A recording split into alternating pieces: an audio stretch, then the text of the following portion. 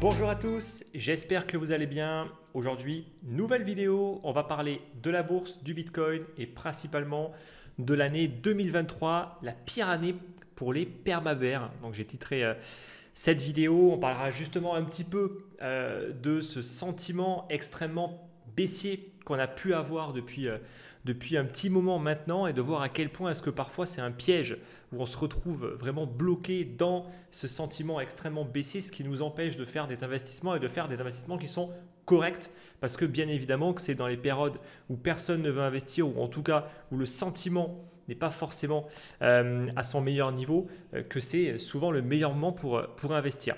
Vous savez qu'en 2023 et même 2022, voilà, on a eu énormément de discours extrêmement baissiers. On va donc refaire un petit point par rapport à ça et je vais notamment parler un petit peu du marché boursier. Ça fait longtemps que je ne l'ai pas fait. Moi, il faut savoir que j'investis en bourse de manière passive. Aujourd'hui, la bourse, pour moi, est un des principaux piliers, je ne dirais pas d'enrichissement, mais de préservation du capital. Et donc, je le fais depuis un petit moment maintenant et j'en parlerai un petit peu justement au cours de cette vidéo dans la première partie.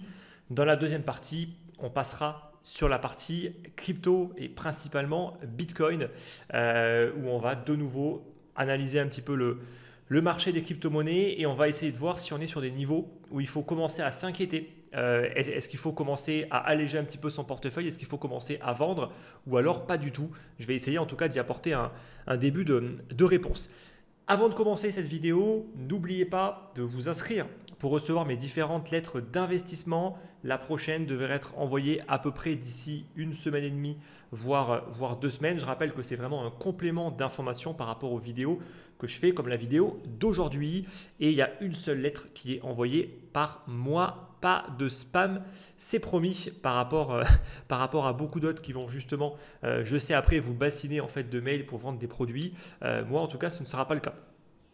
Allez, on attaque. Je vous mets le graphique du SP500. Donc je mets le graphique du SP500. Donc grosso modo, moi, il faut savoir que quand j'investis en bourse, déjà, je ne regarde pas forcément trop les graphiques parce que j'investis de manière passive. Ça, c'est ma façon de faire et ma façon également de penser que investir en bourse ne nécessite pas de faire de la gestion active et encore moins du stock picking.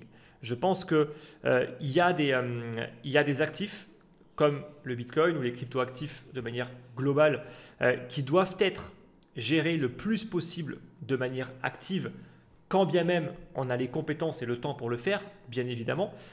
Mais autant le faire sur les marchés traditionnels, je trouve que c'est une perte de temps.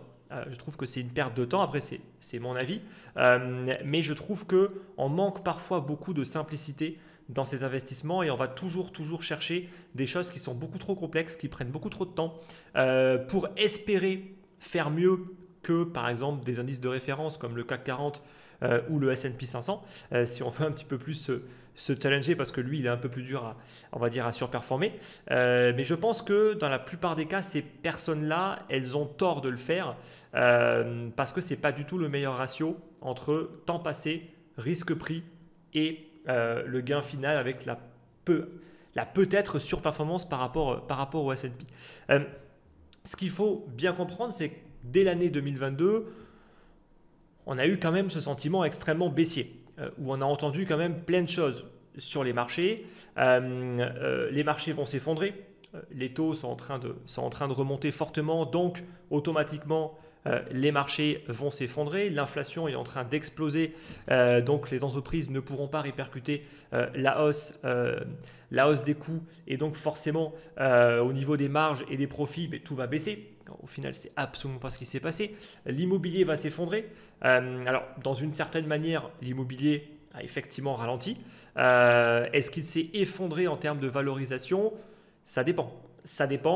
On va dire que sur du commercial, c'est sûr que ça a commencé à piquer un petit peu dans certains pays, mais mis à part sur certains secteurs particuliers de l'immobilier, sinon c'est même plutôt assez résilient pour l'instant.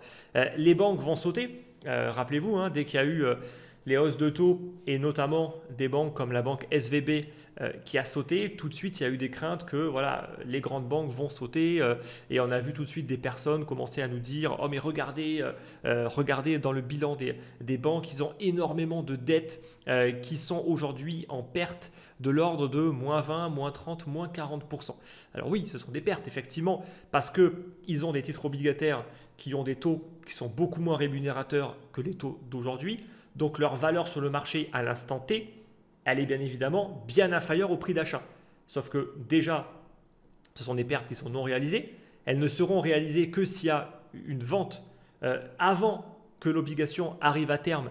Donc ça veut dire très souvent une vente forcée. Et il y a une vente forcée que si la banque a des besoins de liquidité exceptionnels. Donc ça peut être le cas s'il y a un bank run par exemple. Sauf que au final, la Fed a mis en place un mécanisme qui permet à ces banques-là de pouvoir mettre en collatéral les obligations. La Fed prend la valeur initiale de l'obligation et non pas la valeur à l'instant T et elle va prêter par rapport à ce collatéral-là et par rapport à la valeur initiale. Donc, en fait, ça corrige tout le problème. Voilà. Alors, je sais que parfois, on aime bien toujours dire « Ah, mais regardez, il se passe ça, tout va s'effondrer, les banques vont sauter. » Je sais que les gens, ils adorent ça. Mais dans la réalité, quand on creuse vraiment point par point, alors, encore une fois, qu'on est d'accord ou pas avec ce que fait la Fed et tout ce que vous voulez, là n'est pas la question. Mais moi, ça me fatigue quand on va toujours prendre des raccourcis pour dire « Oh mon Dieu !» Oh mon Dieu, tout va s'effondrer. Oh mon Dieu. Alors qu'en réalité, si on creuse un petit peu, on se rend compte que très souvent, les problèmes qui sont mis en avant ne sont pas réellement des problèmes parce qu'ils ont déjà été corrigés. Donc, la soi-disant crise de liquidité qui pourrait y avoir ou les banques qui se retrouvent forcées à vendre des obligations avec des grosses pertes parce qu'ils vont les vendre maintenant, ben en fait, ça, c'est un faux problème parce que ce problème a déjà été corrigé. Donc, vous comprenez bien en fait que c'est pour ça qu'il ne faut pas du tout écoutez ces discours catastrophistes en permanence parce qu'ils vont uniquement vous donner l'information qu'ils ont envie de vous donner et parfois ils vont juste oublier certains points parce que forcément c'est moins vendeur et forcément ça fait toujours du clic, des vues, de dire oh, regardez les banques elles ont des gros trous dans leur caisse, regardez leurs dettes se sont effondrées, etc. etc. Bon, en fait, quand on regarde en réalité, on comprend très très vite que c'est un peu des conneries. Et on a surtout entendu, ben, c'est surtout pas le moment pour acheter. T'es fou quoi. Genre tu vas acheter maintenant alors que tes marchés vont encore baisser. Bon, sous-entendu, bien évidemment, on sait que les marchés vont encore baisser alors qu'en réalité on n'en sait rien. Donc tout ça c'est ce qui s'est passé en 2022 et en 2023. Ce sentiment extrêmement baissier. Moi ce que je déplore aujourd'hui, c'est que j'ai quand même bien...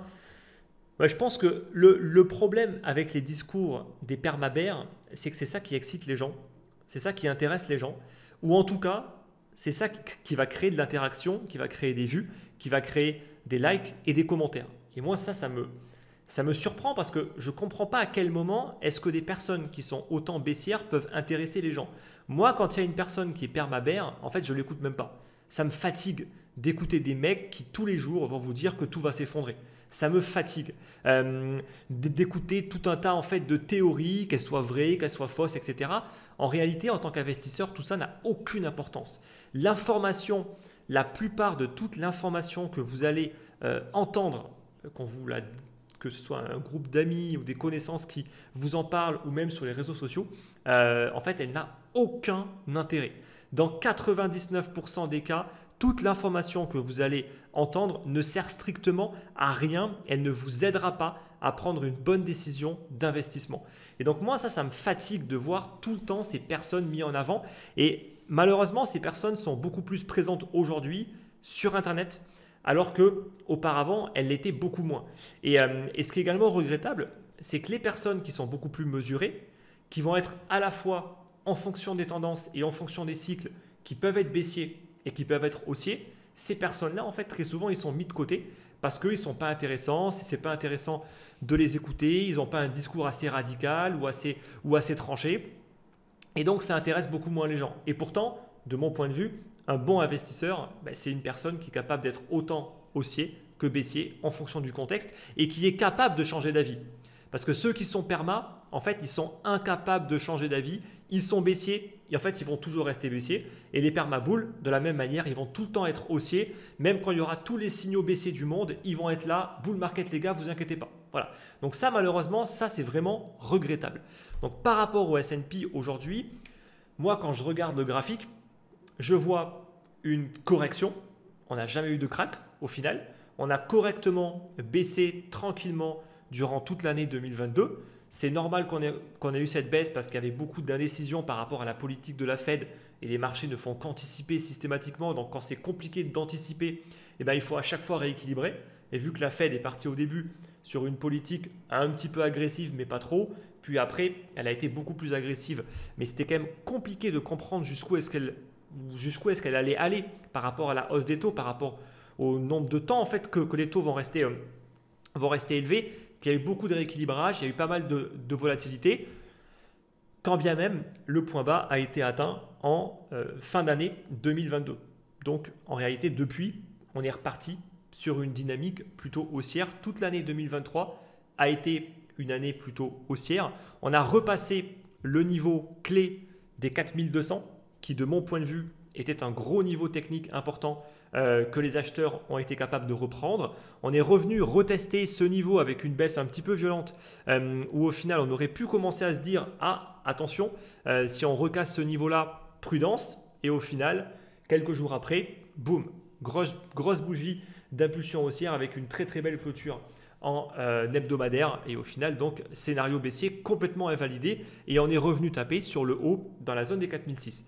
Donc sur ce graphique-là, de mon point de vue, aujourd'hui, le scénario le plus probable, c'est du range entre les 4002 et les 4006. Et la sortie va tout simplement nous indiquer si on va plutôt partir sur une dynamique haussière ou baissière. Donc si ça casse les 4002, moi, je suis totalement capable de dire oui, là, il faut être prudent. Là, on va probablement aller rechercher le niveau psychologique des 3850 qui est en gros, c'est 20% de baisse depuis l'ATH et en général c'est 20%, c'est un peu le seuil entre bear market ou pas bear market. Donc bien évidemment que ça reste des niveaux à surveiller, mais pour l'instant on en est tellement loin que ça ne sert à rien en fait de vouloir anticiper les choses à 6 mois, à 12 mois. En fait on verra ce qui va se passer. Moi de mon point de vue, je pense que la plupart des gens ils ont tort d'être baissiers et qu'on va casser à la hausse les 4600. La raison elle est simple, c'est que cette hausse là qu'on a eue sur le S&P, elle a été principalement drivée par quelques gros groupes, notamment les GAFAM et d'autres boîtes comme Nvidia par exemple, qui a énormément profité de toute la hype autour des IA et notamment avec les puces qui sont vendues par Nvidia qui sont massivement utilisées aujourd'hui par des boîtes comme OpenAI entre autres. Et en fait, ce qu'il faut comprendre, c'est que la plupart du marché n'a pas encore rebondi. La plupart des entreprises n'ont pas encore du tout rebondi. Donc ça veut dire qu'il y a un potentiel de hausse quand tu auras justement une détente au niveau des taux et probablement ensuite une rotation sur les boîtes cycliques, eh bien, il y aura un potentiel de hausse qui va être extrêmement important.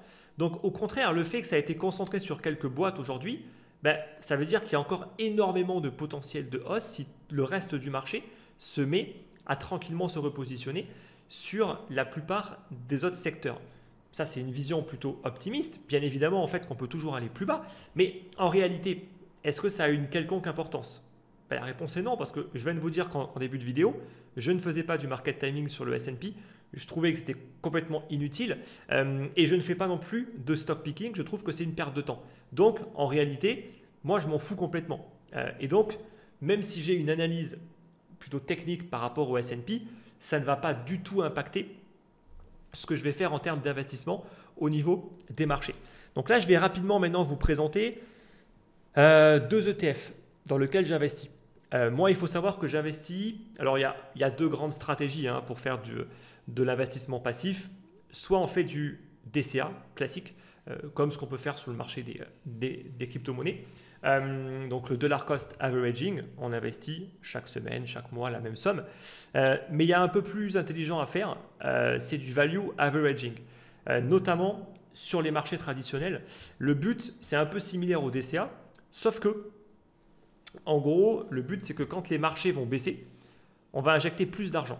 Et quand les marchés vont monter, on va injecter moins d'argent.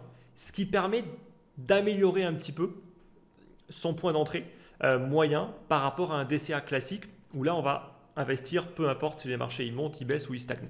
Donc le value averaging, c'est intéressant, mais je pense qu'il faut vraiment le faire sur des actifs qui sont structurellement haussiers. Parce que si vous le faites sur un actif qui est structurellement baissier, ben, vous ne ferez que injecter toujours plus de cash. Au final, après, c'est juste mettre du pognon dans un puits sans fond et au final, votre argent va juste être complètement dilapidé. Donc bien évidemment, ce type de stratégie est extrêmement dangereux si on le fait sur des actifs qui vont faire que baisser. C'est sûr que si vous commencez à faire ça sur un shitcoin, surtout pas, surtout pas. Voilà. Donc, il faut savoir bien, enfin, il faut bien la comprendre et bien comprendre qu'il y a quand même du risque supplémentaire par rapport à un DCA, mais ce risque, il dépend uniquement de l'actif ou de l'indice que vous allez choisir pour investir. Donc, là, je vous mets donc le graphique du premier ETF dans lequel j'investis, qui est le VNQ de Vanguard. Donc, c'est tout simplement un indice qui suit les foncières américaines, donc les rates. Moi, aujourd'hui, j'ai une manière d'investir qui est de me dire que j'ai envie d'avoir le plus possible d'actifs liquides. Malheureusement, dans beaucoup de patrimoine aujourd'hui, on retrouve une très très grande partie du patrimoine qui est bloqué, qui sont des actifs qui sont illiquides. En fait, tout votre patrimoine immobilier physique est un actif qui est plus ou moins liquide. Alors ok, vous pouvez le vendre, mais ça prend quand même plusieurs semaines dans le meilleur des cas, voire plusieurs mois sans aucun problème. Donc ce n'est pas vraiment liquide, ça prend beaucoup de temps. Et ça peut être le cas également pour pas mal d'autres types d'investissements, comme ceux qui vont aller investir dans des fonds immobiliers qui ne sont pas cotés en bourse, où également c'est très compliqué de pouvoir en sortir. Et en plus de ça, vous aurez des frais d'entrée, des frais de sortie, etc. etc. Donc c'est déjà, malheureusement, c'est se mettre sur des actifs qui sont peu liquides, alors qu'en réalité, il n'y a pas forcément le besoin. C'est-à-dire que moi, aujourd'hui, j'ai un peu d'immobilier physique, j'ai ma résidence principale, j'ai un petit peu d'immobilier, on va dire, d'investissement, mais je veux absolument avoir un équilibre sur l'immobilier avec également de l'immobilier qui est déjà en fait que je n'ai pas du tout envie de m'occuper et qui va être coté en bourse. Et le VNQ pour moi, c'est le meilleur pour pouvoir le faire. Encore une fois, je ne fais pas de stock picking, ça ne m'intéresse pas le stock picking, je pense que c'est une perte de temps. Certaines personnes adorent faire ça parce qu'ils adorent passer leur temps à analyser des bilans comptables, des ratios financiers, des screeners pour toujours aller trouver les boîtes qui vont peut-être être capables d'acheter à des bonnes valorisations. Moi, j'ai un avis qui est tranché par rapport à ça. De par les recherches que j'ai pu faire et l'expérience que j'ai pu acquérir aujourd'hui, de mon point de vue, c'est totalement utopique de croire qu'un simple particulier peut avoir les moyens et les ressources de battre des fonds et d'être capable de dire qu'en fait telle boîte est sous-évaluée. Donc ça veut dire être contrarien par rapport au marché. Parce que si on dit qu'une boîte est sous-évaluée, ça veut dire que le marché se trompe. Et je trouve que en tant que simple particulier, moi je pense que c'est tout simplement une perte de temps. Et je pense que dans la plupart des cas, on n'arrivera pas à faire ça. Et quand bien même on y arrive, à quel prix? À quel prix? Combien de temps est-ce que vous aurez alloué pour ça? Et en plus de ça, le problème du stock picking, c'est que c'est tout le temps la surveillance à faire, de la veille sur votre portefeuille pour être sûr que dès qu'une boîte commence un petit peu à donner des signaux de danger, il faut tout de suite être là et être capable soit de la vendre pour la remplacer éventuellement par une autre. Donc ça veut dire que vous passerez votre vie à faire ça. Et moi, c'est absolument pas ce que j'ai envie de faire. Et en plus, je reste convaincu que la stratégie que j'ai mise en place permet de faire aussi bien, si ce n'est parfois mieux, que l'indice de référence, en l'occurrence le S&P 500. Après, c'est mon avis, il est tranché. Peut-être que certains auront d'autres avis par rapport à ça. Mais je pense également qu'il y a beaucoup de personnes qui font du stock picking. Pourquoi? Parce qu'ils se font chier, tout simplement. Ils se font chier. Ils ne veulent pas juste se dire, en fait, j'ai 4 ETF. On va juste investir dessus chaque mois avec un value averaging et basta. Et je fais ça en fait sur les 20 ou 30 prochaines années. Ah, c'est sûr que ce n'est pas hyper sexy, hein. C'est pas hyper vendeur. Hein. C'est sûr que se dire j'ai un portefeuille avec des actions, des boîtes que je connais, que je vais tout le temps analyser, etc. etc. C'est sûr que peut-être que c'est un peu plus vendeur. Mais de mon point de vue, la simplicité est quasiment tout le temps la meilleure des choses à mettre en place en termes d'investissement. Donc le VNQ, c'est un ETF qui s'expose aux meilleures foncières américaines, tout secteur confondu. Donc il y a bien évidemment un petit peu de commercial, mais pas que. Il faut savoir que le marché américain, il est extrêmement diversifié en termes de secteurs. On va pouvoir investir là-bas, par exemple, dans des niches qui performent très très bien, comme le secteur de la santé, comme par exemple les centres de données, comme les espaces de stockage pour les sites e-commerce. Toutes ces choses-là sont des secteurs de niche. Même l'immobilier résidentiel performe très très bien aux États-Unis et il performe très très bien. Et ce qui est en plus hyper intéressant, c'est que c'est un marché qui va beaucoup plus réagir. Ça veut dire que quand il y aura des hausses de taux, les taux vont tout de suite impacter toutes les personnes qui ont des prêts qui sont actuellement en cours, non pas forcément que les nouvelles personnes qui vont vouloir acheter des biens immobiliers à crédit. Et donc, ça fera que le marché va réagir beaucoup plus vite. En tant qu'investisseur, c'est extrêmement intéressant. Pourquoi? Parce que nous, on va pouvoir profiter de cette réaction. Le problème du marché, comme le marché français, qui est un marché principalement à taux fixe, mais c'est que c'est un marché qui va mettre beaucoup de temps à réagir. Il aura vachement plus de résilience. Donc, en tant qu'investisseur, en fait, ce n'est pas intéressant. Parce que le marché va très très peu baisser et il va également très très peu rebondir. Donc, c'est beaucoup plus intéressant d'aller chercher sur du marché américain où on aura des vraies baisses. Et grosso modo, les rates américaines aujourd'hui, elles sont plus ou moins revenues sur leur niveau de valeur fondamentale. Voilà. Donc, ça veut dire qu'elles sont ni surévaluées, ni sous-évaluées, même si les meilleures rates américaines restent surévaluées. La raison, elle est simple, c'est que les meilleures actions sont toujours surévaluées, absolument toujours, sauf quand il y a des cracks, vraiment des cracks de marché.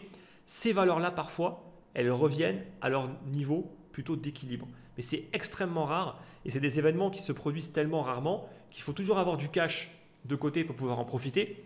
Mais si vous passez votre temps à attendre ça, vous pouvez rester en dehors du marché durant 10 ans. Et au final, même si vous allez pouvoir investir durant un crack, ça se trouve, vous aurez un prix moyen d'achat qui sera bien plus bas plus haut qu'une personne qui a acheté 10 ans avant vous. Donc moi, c'est pour ça que je fais les deux. Je fais du value averaging. Donc j'ai commencé à le faire depuis 1 an et je vais terminer de le faire en fin d'année 2024. Donc le capital que j'aurai alloué sera investi. Et ensuite, j'ai toujours du cash de côté. Si jamais on a un crack, encore une fois, personne ne peut le prédire. Donc tous ceux qui vous prédisent des cracks, arrêtez d'écouter ces conneries parce que personne ne peut prédire un crack. J'aurai du cash pour en profiter. Et c'est toujours comme ça qu'il faut faire. Il faut jouer sur les deux tableaux et il faut arrêter d'être du côté des permabères à tout le temps attendre un crack parce que de toute façon, les permabères, même quand il y aura un crack, ils ne seront même pas là pour acheter. Je me rappelle encore durant le Covid, on était à moins 20, moins 25%. Les permabères étaient là en train de dire c'est que le début. Alors que non, c'était le point bas. Donc vous comprenez en fait que même quand ces personnes-là, parfois ils ont raison, ils sont incapables de passer à l'achat parce que ces personnes-là en fait sont tellement baissières qu'ils vont attendre des moins 50, des moins 60%. Et quand bien même on aurait des baisses comme ça, je suis certain qu'ils seraient encore en train de dire que ce n'est pas terminé parce qu'en fait ces personnes n'arrivent pas à repasser acheteuses. Ils n'y arrivent pas en fait parce qu'ils sont définitivement baissiers. Et c'est pareil pour les permaboules qui vont tout le temps être acheteurs, même quand les signaux seront baissiers. Le deuxième ETF que je partage, et ce sera le seul parce qu'après, les autres ETF, ça c'est quelque chose que je partage dans ma communauté privée. Tous mes points d'entrée, toutes mes stratégies, tout mon portefeuille ou mes portefeuilles, tout est partagé dans ma communauté privée. Là, je vous donne quelques insights de manière gratuite. Mais grosso modo, moi, je partage tout ce que je fais en termes d'investissement. Non pas que je fasse tout parfaitement, mais en tout cas, ça peut aider beaucoup de personnes de voir un petit peu comment est-ce que je peux piloter un patrimoine. Voilà, c'est exactement ce que je fais en tout cas et que je partage vraiment de manière continue dans ma communauté privée. Donc le deuxième ETF, c'est le MOT. Alors le MOT, en fait, c'est un moyen simple de surperformer le S&P 500. Alors là, dit comme ça, tout de suite, je vous rassure, ce n'est pas non plus une recette miracle pour faire mieux que les indices. Battre un indice sur une longue période de temps, ça reste compliqué. Sur du court terme, ce n'est pas très compliqué. Sur du long terme, sur 10, 15, 20 ans, ça l'est beaucoup plus. Ça ne sert à rien en fait de s'exciter parce qu'on a réussi à faire mieux que le S&P 500 durant 2 ans. Ce qu'il faut être capable de faire, c'est répéter ça sur 5 ans, sur 10 ans, sur 15 ans, sur 20 ans. Et si vous arrivez effectivement à faire ça, chapeau.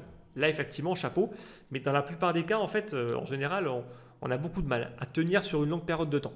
Le MOT, donc le MOT c'est un principe qui a été notamment développé par Warren Buffett, qui consiste à catégoriser des sociétés qui ont un avantage concurrentiel durable, ce qui protège ces entreprises de la concurrence. Souvent c'est possible parce qu'on a des brevets, une marque qui est extrêmement forte ou un réseau un réseau de distribution unique, voilà, partout dans le monde, avec des points de vente partout, etc. Donc c'est extrêmement difficile de concurrencer ce genre d'entreprise-là. Et grâce à ce MOT, elles arrivent à rester compétitives et à toujours conserver une rentabilité qui est extrêmement stable et également à rester en croissance sur le long terme. Donc c'est des boîtes qui souvent en bourse performent très bien. Donc là en fait ce que je vous montre c'est l'ETF de Vanek sur le MOT et on voit que par rapport au S&P 500, bien évidemment que c'est corrélé, mais il y a quand même des différences et là on le voit, le MOT a été capable de faire un nouveau plus haut, pour le coup il a fait son nouveau plus haut en été en 2023 alors que le S&P est encore assez loin d'être sur un nouveau plus haut vu qu'il y a le niveau des 4006 qu'il faut encore franchir.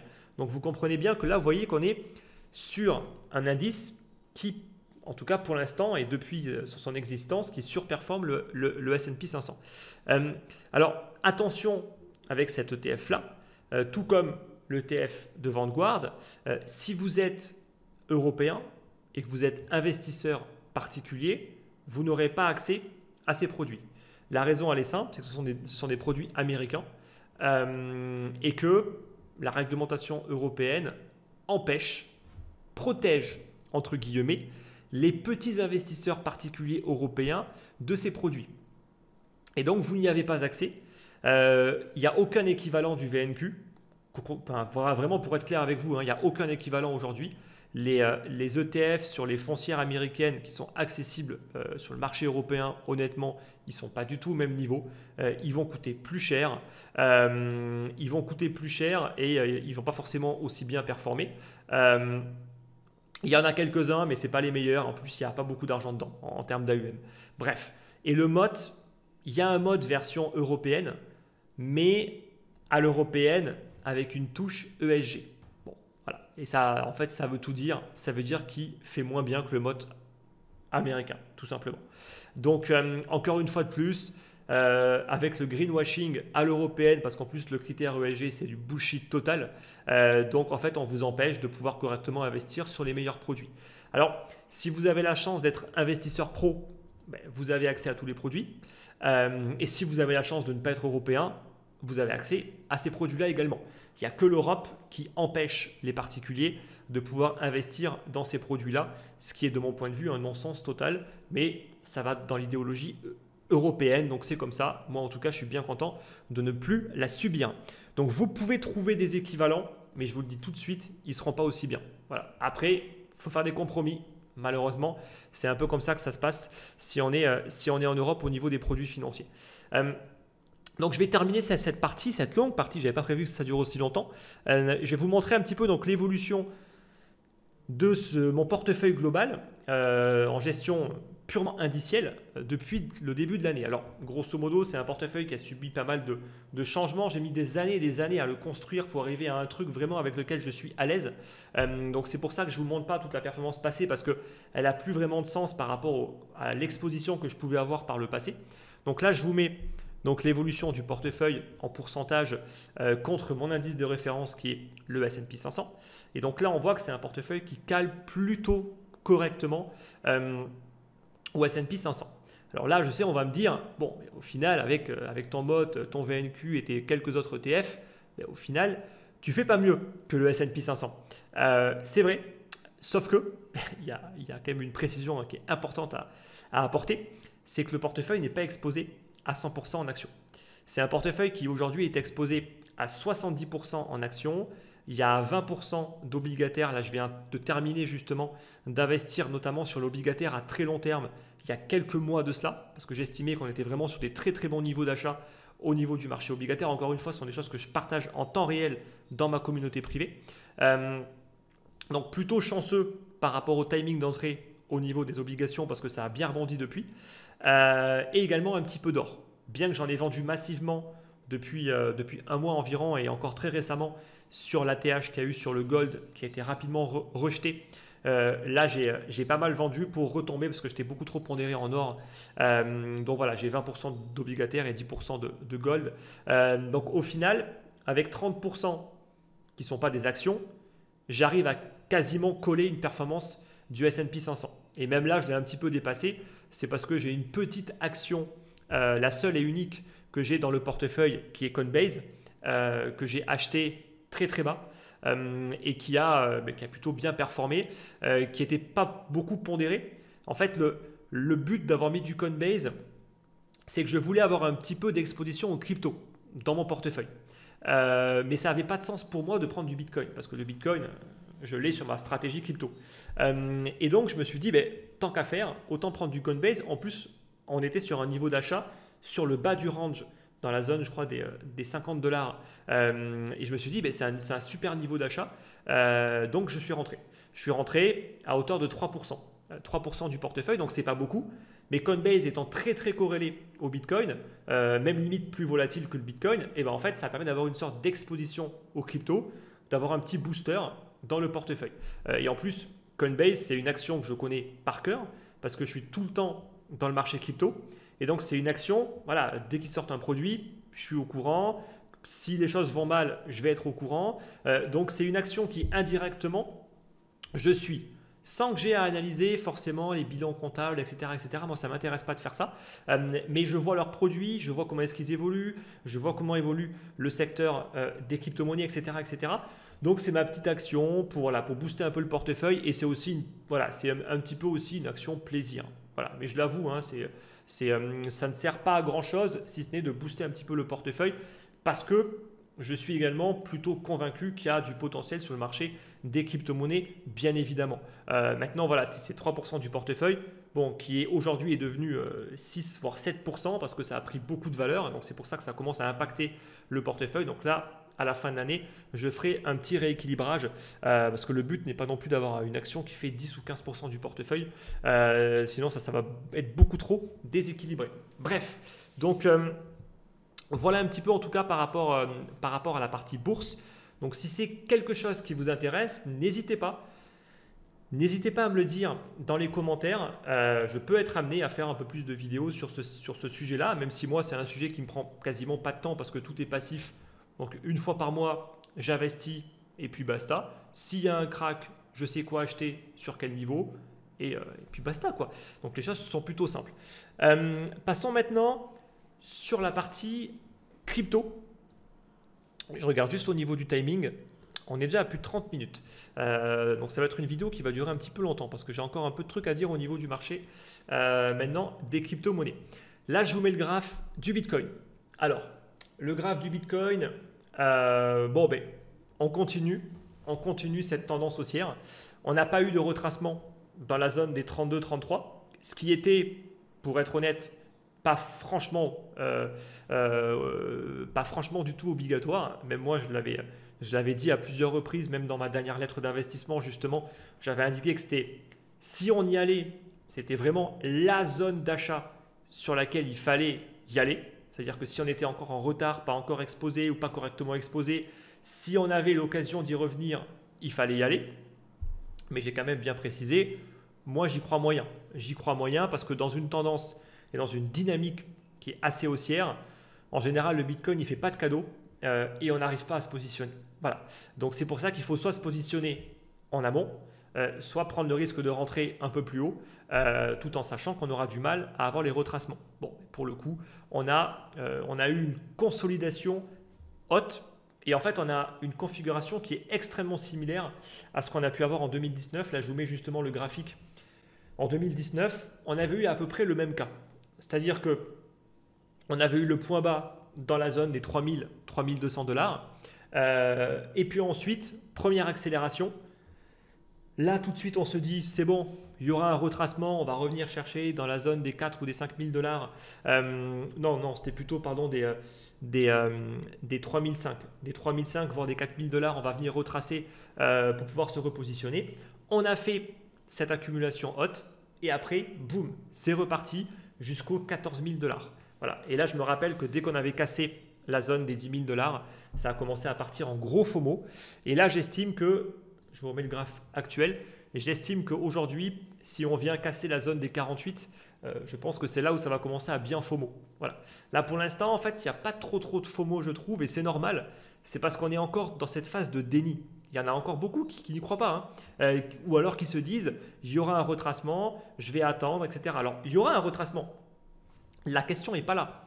Mais la question est de savoir, on ira chercher quel niveau avant d'avoir un retracement. Et le problème, c'est que dans la plupart des cas, le marché va faire FOMO les gens. Ils vont se positionner en se disant, bah, en fait, c'est mort, il n'y aura pas de retracement. On va rentrer et je peux en mettre ma main à couper que si Bitcoin, il vient chercher dans la zone des 55-60 000 $, ça va commencer à s'exciter dans tous les sens. Voilà. Et là, beaucoup vont se dire, ah mais c'est mort, en fait, le retracement, on ne l'aura pas. On va casser la TH et c'est direction les 100K. Bon. De mon point de vue, il n'y a quasiment aucune chance pour que ça se produise sans qu'on ait au moins une stabilisation de nouveau ou une correction.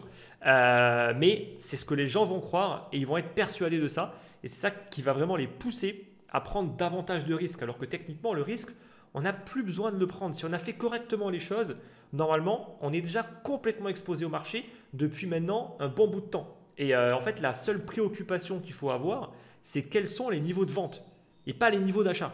Donc, c'est encore une fois, c'est contre-intuitif, mais techniquement aujourd'hui, et moi en tout cas, encore une fois, c'est tout ce que je partage dans ma communauté et même par rapport aux signaux que j'envoie. Voilà, on est complètement exposé, on n'a plus rien à faire. On n'a plus rien à faire, on profite de la hausse et dès qu'on va être sur des niveaux de vente, il faut vendre. Là, pour le coup, les niveaux de vente, ils sont plutôt évidents de mon point de vue. Plus ça monte en ligne droite, plus je vends. C'est aussi simple que ça. Donc, ça veut dire 48 000 $, premier niveau de vente pour moi. 55 000, deuxième niveau de vente. Et si on vient au-dessus des 60 000 sans qu'on ait eu la moindre correction, je vends tout. En tout cas, je vends quasiment tout. Pas forcément non plus peut-être tout le portefeuille, mais en tout cas, je garderai un fonds de portefeuille sûrement 20-25%. Mais de mon point de vue, ça voudra dire qu'on est sur des gros niveaux d'excès.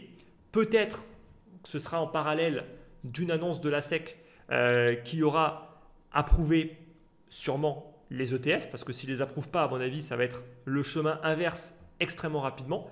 Et ça également, pour moi, c'est un scénario que j'ai anticipé, que j'ai prévu.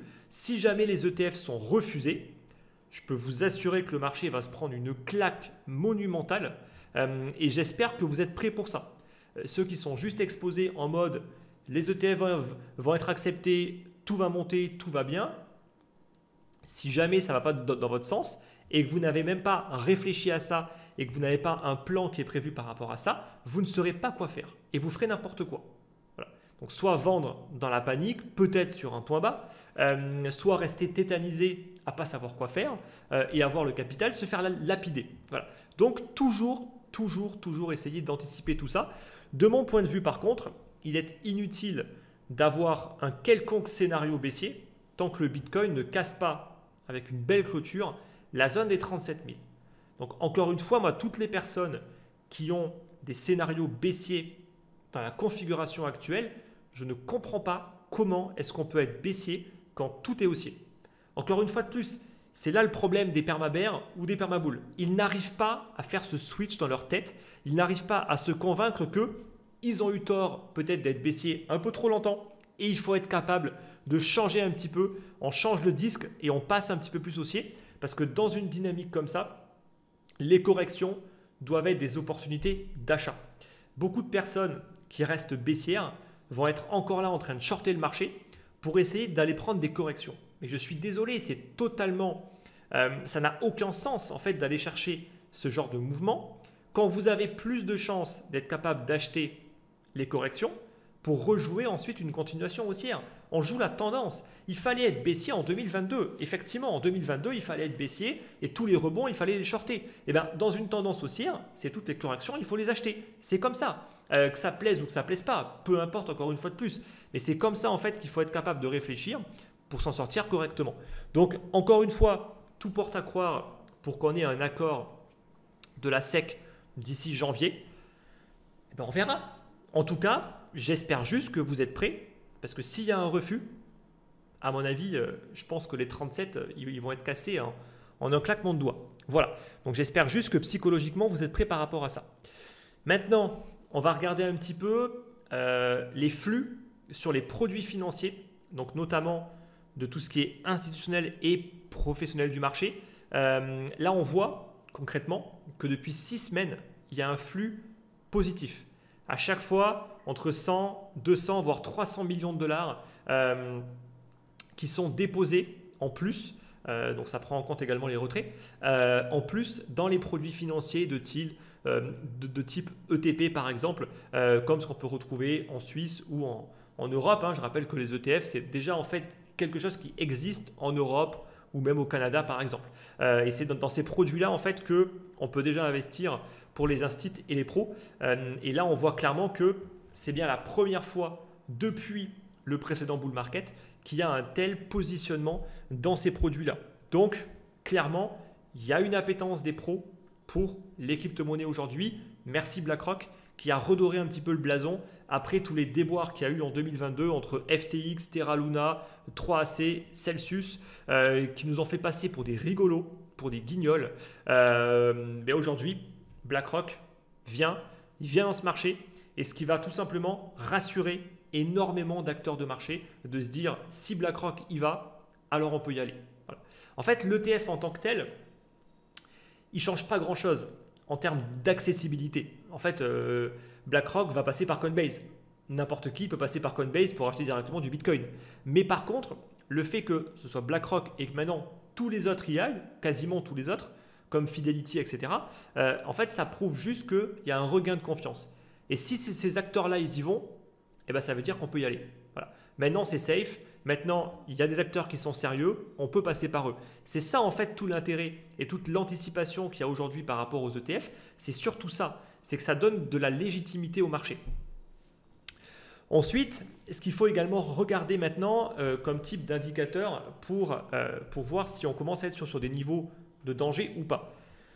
Moi, j'aime bien regarder le NUPL. Donc le NUPL de chez Glassnode, en fait, qui est un indicateur qui nous permet de voir les pertes et les profits non réalisés.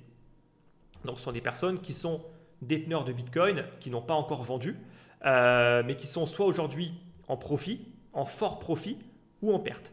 En gros, on fait le ratio. Aujourd'hui, on est sur un ratio qui est clairement positif et on est aujourd'hui sur un ratio qui va dépasser les 0,5. Donc on va rentrer dans la phase où on va être quasiment en vert. Quand on commence à être en vert, ça veut quand même dire que la plupart des investisseurs sont tous en profit.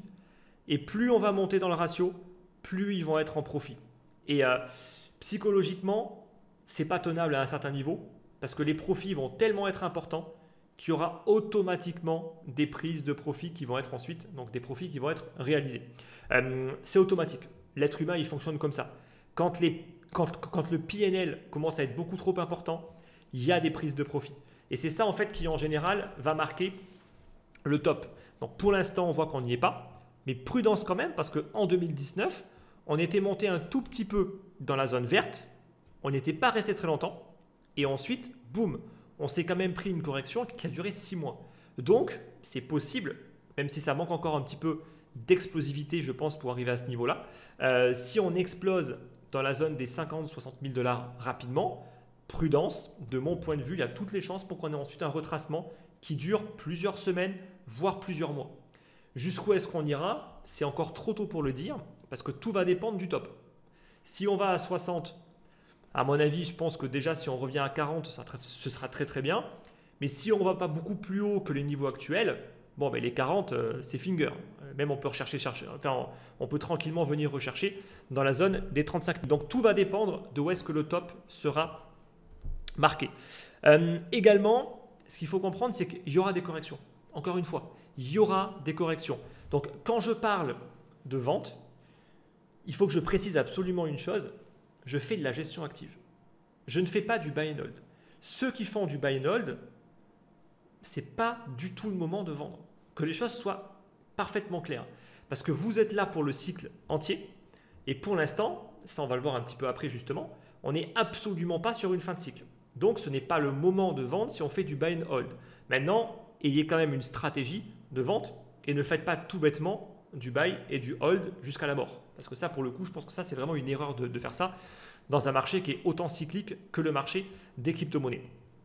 Donc là, je vous mets le graphique qui nous montre systématiquement les corrections qu'on a pu avoir à chaque fois qu'il y a eu un cycle haussier. Et on voit quoi? On voit que dans une tendance haussière, systématiquement, on a des corrections de 20, au minimum de 20, et ça monte très très vite après à 30%. Donc, encore une fois, là on monte, là tout va bien, etc., etc. Très bien. Mais il y aura une correction, et cette correction en moyenne a toutes les chances d'être entre 20 à 30-35%. Donc prenez ça en considération pour vous repositionner par la suite si vous faites de la gestion active. En tout cas, si on fait de la gestion active, là je ne comprendrai pas pourquoi est-ce que vous ne vendriez pas. Parce que honnêtement, là, c'est plutôt les niveaux de vente sont assez évidents et les niveaux de repositionnement, après, ils ne seront pas très compliqués si on n'est pas trop gourmand. Entre moins 20 à moins 35, vous placez plusieurs lignes d'achat et vous devriez être capable de correctement vous repositionner. Après, il faut être patient, il faut attendre cette phase d'accélération, voir un petit peu quand le top va être atteint et ensuite on se repositionne. Donc voilà, et soyez pas forcément trop gourmand au niveau des lignes de rachat. Tout de suite, vous aurez les permabères qui vont sortir de leur grotte pour aller vous dire c'est la fin, c'est bon, le rebond est terminé, on va repartir chercher sur les 12 000 $. Ça, je suis même certain que dès que le marché va commencer à se retourner un petit peu et à corriger, où il y aura des journées qui feront un peu mal, où on va se reprendre du moins 5 ou du moins 10, là tout de suite, les permabères vont sortir de leur grotte pour aller vous dire « je vous l'avais dit ». Voilà. Ça, j'en mets encore une fois ma main à couper, vous allez voir qu'ils vont tous ressortir.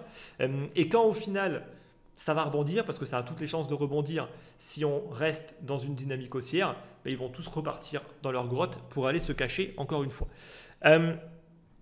Ensuite, pourquoi je parle principalement du Bitcoin? C'est parce que pour moi, nous sommes dans la phase où c'est le Bitcoin qui lead le marché. Là, je vous mets le graphique de la dominance du Bitcoin. On m'avait un peu taquiné quand j'avais dit qu'on n'était pas en alt season. Ben, je suis désolé en fait, mais je réitère mes propos. Nous ne sommes pas en alt season. Là, honnêtement, je ne comprends pas à quel moment on peut me dire qu'on est en alt season quand on a un Bitcoin qui refait encore des plus hauts en termes de dominance. Voilà. On est sur une tendance haussière par rapport à la dominance du Bitcoin. C'est la définition même d'une alt season, c'est quand on a, comme on a pu l'avoir par le passé, comme là on peut le voir sur les graphiques, c'est quand on a une forte baisse de la dominance du Bitcoin. Oui, quand on était en 2021 et qu'on a une dominance qui se fait massacrer, pardon, c'était en 2000, oui c'est ça, c'était en 2021, qu'on a une dominance qui passe de 70 à 40%, ça c'est une alt season. Voilà, c'est clair. Ensuite, on a eu une phase de stabilisation. Donc là, on était plutôt neutre. Et maintenant, on repart à la hausse. Donc, encore une fois, moi, je veux bien que chacun ait sa propre définition. Mais pour moi, les choses sont plutôt simples. Donc voilà, quand la dominance baisse, c'est une alt season parce que ça veut dire que les alts sont en train d'en profiter. Et inversement, pour l'instant, c'est l'inverse qui se produit. On a le Bitcoin qui lead.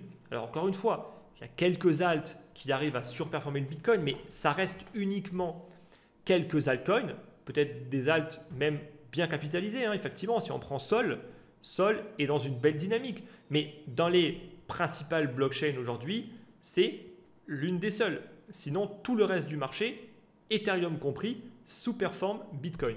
Donc pour l'instant, pour moi, c'est important de se concentrer quasi exclusivement sur le Bitcoin.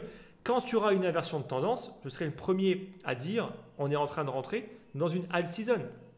Encore une fois de plus, il n'y a rien de mauvais à dire qu'on n'est pas en alt season. Alors je sais qu'encore une fois, il y a beaucoup de personnes qui n'aiment pas entendre ça parce que inconsciemment ou consciemment, ils vont se dire « mais moi je veux gagner plein d'argent ».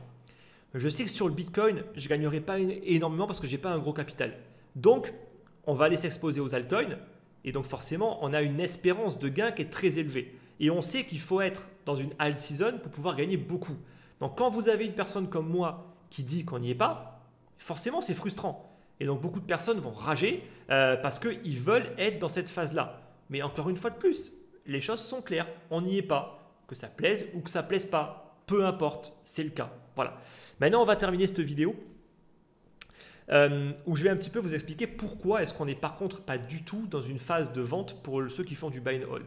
Pour moi, on n'est absolument pas dans la phase euphorique, dans la phase où ça commence à driver beaucoup de monde, beaucoup de personnes qui vont venir pour investir dans ce marché parce qu'ils commencent à en entendre parler un petit peu à droite et à gauche.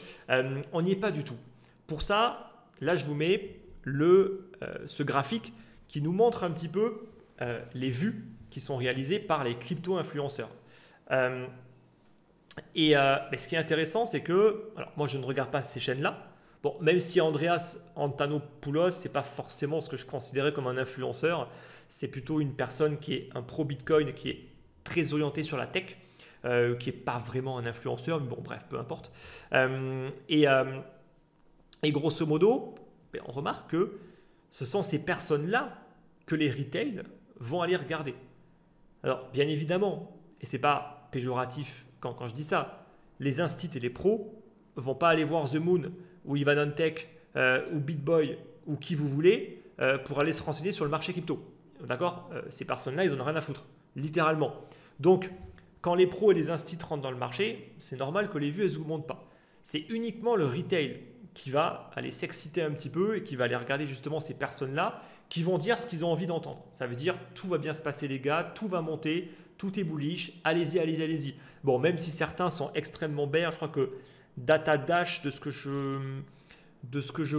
qu'on m'a dit, je crois qu'il est baissier et je crois que c'est un perma-bear, justement. Bref, peu importe. En vrai, je m'en fous. Mais en réalité, c'est une indication en tout cas qui est assez importante. Même si peut-être qu'il manque quelques grosses chaînes, comme des chaînes qui sont pas mal, hein, comme celle de CoinBureau, qui, à mon avis, même n'aurait peut-être pas sa place par rapport à des mecs comme The Moon, pour le coup. Mais bon, je ne suis pas là pour critiquer. Mais en tout cas, on va dire que la chaîne de CoinBureau, c'est une bonne chaîne, mais ça reste une chaîne plutôt grand public avec aujourd'hui, je crois, plus d'1 million d'abonnés, même s'ils font toujours quand même des vidéos de qualité sur les projets. Donc, peut-être un graphique qui pourrait être peaufiné un petit peu plus avec des nouvelles chaînes maintenant. Ensuite, deuxième chose qu'il faut regarder, c'est sur Twitter, c'est le nombre de nouveaux followers sur les plateformes d'échange.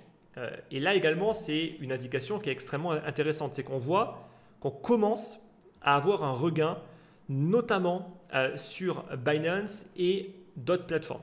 Pas forcément les principales comme Coinbase et Kraken. Alors Binance, est-ce que c'est pas un peu faussé avec toute l'histoire de CZ? Peut-être que ça a créé un petit peu d'attention, mais quand même, on est sur un début de hausse, donc je pense que c'est pas non plus anodin. Mais encore une fois, on est sur le tout début d'une hausse et on est loin d'être sur des gros niveaux, même si je pense que, attention, il y a eu un petit bug là. En fin d'année 2023, je pense qu'il y a eu un petit bug à mon avis, ou alors c'est avec FTX, je ne sais pas. Mais ça paraît quand même un petit peu bizarre ce mouvement-là. Autre graphique qu'on peut regarder, c'est les recherches Google. Tout bête, tout simple, mais ça fonctionne très très bien. Et là, on le voit que bon, ça marchait encore mieux en 2017 parce que je rappelle que 2017 a été un bull market drivé principalement par du retail. Et donc, le comportement du retail, en fait, on le connaît parfaitement. Et c'est pour ça que là, c'est vraiment le gros pic, comme on a pu l'avoir. On a eu un comportement un peu différent quand même en 2020-2021, mais on a clairement eu cette phase de hausse qui est plus que visible. Même en 2019, vous voyez que c'était quand même remonté un petit peu. Mais pas non plus à des niveaux stratosphériques, hein, clairement. Mais là, pour l'instant, on voit qu'on est quasiment sur les plus bas. Donc, il y a un début, un tout début de hausse. Encore une fois, ça nous prouve qu'on est encore loin d'être dans cette phase où même les investisseurs de long terme doivent être amenés à prendre des profits. Je ne dis pas forcément à tout vendre, mais au moins à encaisser, à prendre des profits. Ensuite, avant-dernier graphique, on a le dépôt sur les plateformes d'échange, qui est également une indication qui est hyper intéressante parce que déjà, si on est investisseur de long terme, si on veut prendre des profits, très souvent, c'est pour récupérer du cash. Donc, on va être obligé de passer par une plateforme fiat, en l'occurrence Kraken, Coinbase par exemple, et donc on fera des dépôts. Et pour l'instant, on voit que les dépôts sont absolument pas visibles. C'est même limite l'inverse. Donc, encore une fois, aucune hausse par rapport à ça. Et même tous les nouveaux entrants qui vont principalement passer par des plateformes fiat pour investir, ils doivent également faire des dépôts. Encore une fois, pour l'instant, ça ne bouge absolument pas. Donc, pour l'instant, et vous voyez qu'à chaque fois, il y avait toujours une hausse, que ce soit en 2019, 2017, 2020-2021, systématiquement qu'il y a des hausses, ça monte. Pour l'instant, ça ne monte pas du tout, ce qui prouve qu'on est encore loin, de nouveau, d'être sur des gros niveaux où les gens se mettent à vendre massivement. Dernier indicateur maintenant, c'est la comparaison entre les investisseurs de long terme et de court terme. Donc là, encore une fois, il y a des comportements qui sont normaux. Quand les plus-values commencent à s'accumuler, obligatoirement, il y aura des ventes d'investisseurs de long terme avec la courbe bleue. Donc la courbe bleue devrait baisser. C'est exactement ce qu'on avait en 2017, c'est exactement ce qu'on a eu également en 2019. On le voit, ça baisse un petit peu, ça monte au niveau du retail qui commence à acheter massivement sur la phase de hausse quand on avait pété les 10 000 $. Et exactement de la même manière en 2020, début d'année 2021. On le voit, c'est vraiment comme ça que ça va se passer. Pour l'instant, encore une fois, on n'a même pas commencé à baisser au niveau des investisseurs de long terme. Donc ça veut dire que personne ne vend. Personne ne vend aujourd'hui. Voilà. Donc si aucun investisseur de long terme ne vend, ben, vous comprenez bien que les investisseurs de court terme, ça va être compliqué pour eux de commencer à accumuler davantage de Bitcoin. Il faut vraiment que les deux, voilà, c'est les investisseurs de long terme qui vont vendre aux investisseurs de court terme, ce qui paraît plutôt logique. Voilà, donc toutes ces raisons aujourd'hui, moi, me font dire que si on fait du buy and hold, encore une fois, ce n'est pas le bon moment de vendre. Maintenant, si on veut vendre également un petit peu, parce qu'on est vraiment sur un excès, dans la zone des 50, 55, 60, why not? Bien évidemment qu'il faut commencer à vendre à un moment ou à un autre. Hein. Ça, il n'y a pas de doute par rapport à ça. Mais en tout cas, par contre, si on fait de la gestion active, alors là, par contre, c'est vraiment une zone de vente massive. Voilà. Parce qu'après, il y aura du repositionnement à faire pour se repositionner pour la prochaine vague haussière si on continue sur cette dynamique où là, on peut vraiment partir sur une grosse vague d'accélération où là, il y aura des ventes massives qui vont commencer à apparaître. Mais pour l'instant, on n'y est pas. Voilà. J'espère que cette vidéo vous a plu. Un petit peu plus longue que d'habitude, mais c'est parce que j'ai abordé en fait d'autres sujets et j'ai un petit peu dérapé sur la partie bourse. Je n'avais pas forcément prévu que ça dure aussi longtemps. Donc n'hésitez pas à débattre de tout ça dans l'espace de commentaires. Quant à nous, on se retrouve pour la prochaine vidéo d'ici à peu près une petite semaine. Bonne journée à tous.